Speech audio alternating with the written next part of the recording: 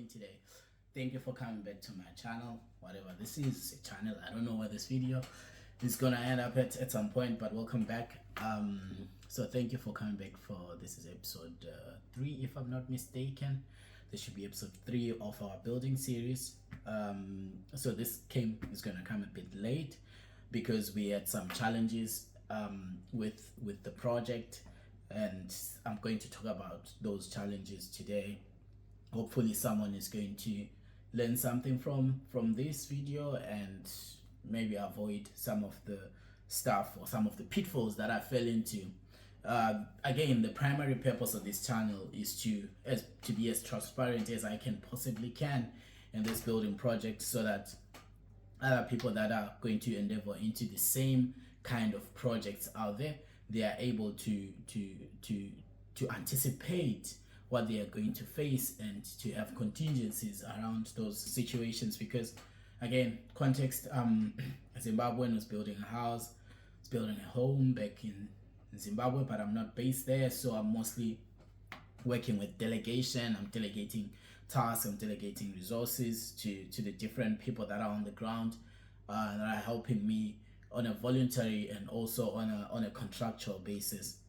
So yeah, as you can see from the title of this video, it's not something to be happy about. I've been more or less like managing, like just how to resolve all the challenges that I've faced. But as you can see, that this was probably the most expensive mistake I've ever had to face.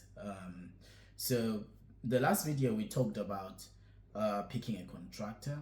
I think that's one of the fundamental things we talked about the last video, and I did not dwell much on it because I was still assessing my contractor to see if he's a fit for the project. And over the past couple of weeks, after some like having third parties come and look at the project, and also I got some drone footage of the project to see everything from a bird's eye view. There are a couple of things that I didn't like from the footage, so we got someone with more expertise to come and take a look, and they did agree with me that some of the things were not done correctly. So the most important thing, at least for me, was I was able to like see that there's something that I'm not really happy with on the site, and it was so early that we managed to stop it. So fortunately we've managed to resolve some of those things, but it was so expensive for me to do that, because we had finished the box and also finished the backfilling. So when we got this third party to come and take a look, and also from the drone footage, which I'll show you guys, I will not spend so much time talking today because I'm sure most of you want to see what's happening on the site. When we got this drone footage, I was really not happy about something. I contacted some other people that I know. They took a look, they went to the site, and they also confirmed my fears. So we had to let go of the contractor, because the kind of project that we're doing is so complicated and critical. So I do understand that not a lot of contractors have the skill and capability to do those things. So we let go of the contractor and got another contractor who is a bit more knowledgeable and more complex, in more complex kind of projects, who's worked on other similar or even more complex and more bigger projects. So we let go of the contractor who was working on there, but we had to like remove all the backfilling. So imagine we've put like 150 tons of backfilling of that filler, of that road filler. We've put it on the ground, and the guys are now ramming, but then we had to remove all of that stuff because there was an issue with the squareness of the house, and some of the parts were detached and stuff like that. So it was a very expensive endeavor. We had to get more bricks and stuff like that.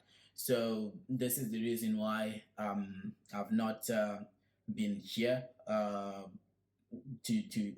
share more. But we are back on track now with the new contractor. We are fixing what needs to be fixed, and it's been to be honest, it's been really difficult for me, not only financially but like mentally, because as a person again who's not on the ground, it's a bit difficult to know exactly what's going on there and to know how accurate everything is. But if I have a recommendation to you guys, is always be hands-on with your project. You are not only the financial stakeholder, you're not only the funder, but you're also part of the process. So you might not know a lot of things about construction and stuff like that, but it's important that you be part of the project. Don't overly delegate, but be part of the project. Look at what's going on. Feel free. Like, it's better to correct things when you're on the foundation level than when you're on the roof, because it gets even more expensive. So that is it from me with this short video this week. But it was a really painful process, really expensive endeavor. I mean, if you guys are interested in the amounts, I'll make a separate video on that, but I'll give more context as you see the footage of the of as you see like the drone footage of the area and stuff like that. But otherwise, this is it from me. Cheers, see you in the next one. This is the drone video that we have, or footage, or whatever you call it. So we start from the west side of the house and we go right around the site. So watch it, have fun, and always remember that it's the possibility of having a dream come true that makes life interesting. And this is my dream, this is my goal, this is what makes my life interesting.